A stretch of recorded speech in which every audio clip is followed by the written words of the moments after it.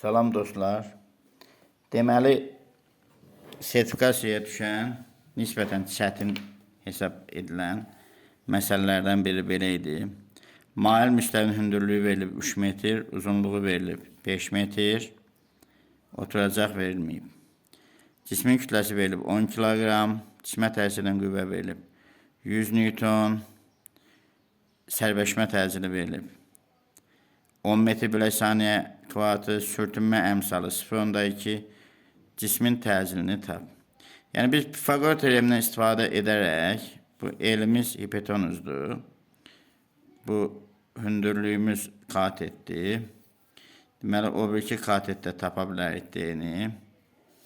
Biz siz açıqlama ilə yazaq. L kvadratı bərabərdir. H kvadratı üstə gələk. D kvadratı. 5'in kvadratı bərabərdir. 3'ün kvadratı üstə gələk. D kvadratı 25 belə deyək. 9 üstə gələk. D kvadratı bərabərdir 16. D də bərabərdir 4. Yəni bu D'nin də 4 olduğunu tapdıq. Buraya alfamızı qeyd eləyək. Bizdə var sinus alfa, kosinus alfa. Onda sinus alfa qarşı katetin hipotenuza nisbətidir. H bölək L'dir. Yəni 3'ün 5'ə nisbətidir. 0.6'dır. Kosinus alfa isə D bölək L'dir. Yəni bitişik katetin hipotenuza nisbətidir. 4 bölək 5'dir. Bu da 0.8'dir. Və burada cismə bu mail müstəvini yenidən çəkək. Təsirin ağırlıq qüvvəsi 2 toplanana bölünürdü. Ağırlıq qüvvəsinin mail müstəviyə perpendikulyar toplananı ki, bu dayağın reaksiya qüvvəsini yaradırdı. Yəni N yaradırdı.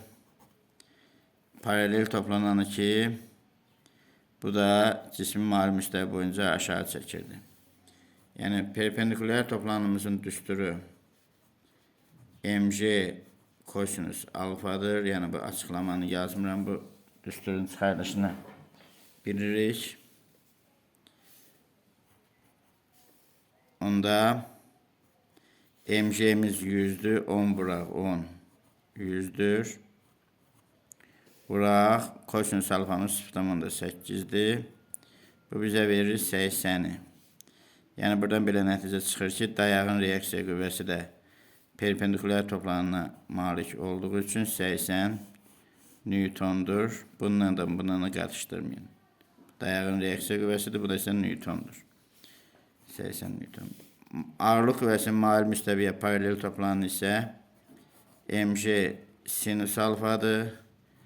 Mg'miz 10 vuraq 10, sinus alfamız 0.6, bu da 60 newtondur.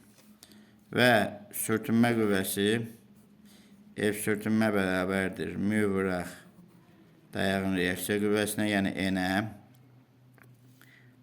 Və 0.2 vuraq 80'ə 16 newtondur.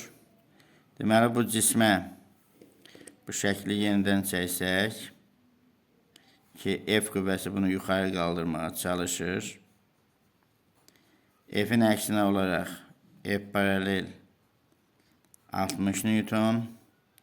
Cisim yuxarı qaldırdığımıza görə sürtünmə qüvvəsi də aşağı olacaqdır. F sürtünmə 16 newton. Bunlar ikisi F'in əksinə olacaqdır. F'imiz də 100 newtondur. Onda bizdə əvəzləyici qüvvə 100 çıxaq 60'dan 16'nın cəmi. Bu da 60 çıxaq 76 bərabər 24 newton edir. Və cismin təcili də Newtonun ikinci qanununa görə əvəzləyici qüvvənin kütləyə nisbətidir. Yəni 24 newtonun 10 kiloqrama nisbətidir. Bu da 2,4 metr bölək saniyə kvadratı edir. Yəni cavab 2,4 metr bölək saniyə kvadratı variantı doğru idi.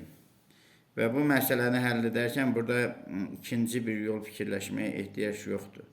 Yəni başdan başlayaraq, əgər bizdə qüvvə və təcil var, qüvvə və kütlə varsa, təcil soruşulursa, demək bizdə A bərabər F bölək M-dir. Amma F hansı F-də əvəzləyici qüvvə, yəni biz 100-ü ona bölüb 10 yaza bilmərdik. Sadəcə əvvəlcə nə etməliyik? Birinci addımda əvəzləyici qüvvəni tapmalıyıq. İkinci addımda isə əvəzləyici qüvvəni kütləyə bölüb ümumi təcili tapmalı idik.